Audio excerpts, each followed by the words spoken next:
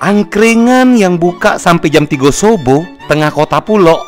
Sini aku kasih tahu. Di Simpang Patal, aman kamu dari arah PTC nak ke Cilentang. Pas nih anak masuk underpass, kamu toleh ke kiri.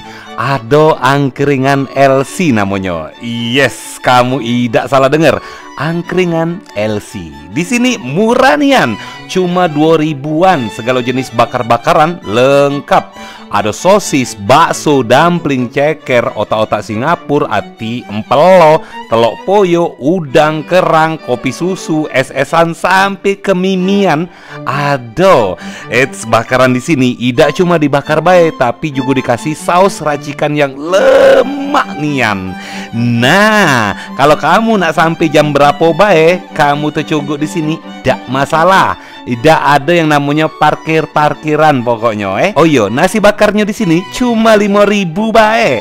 Yeps, kamu tidak salah dengar, dengan 5.000 perut kamu lah kenyang daripada nasi kucing ala-ala 2 ribuan yang di sana itu, tapi isinya seutil. Masih tulah makannya masih 5 bungkus. Malah lebih mahal 2 kali lipat kan. Di sini gawak 20.000 bae sudah terdedenian pokoknya. Pengalaman aku makan di sini kemarin cuma habis 25 ribuan. Itu pun sudah sama es dan kopi susu.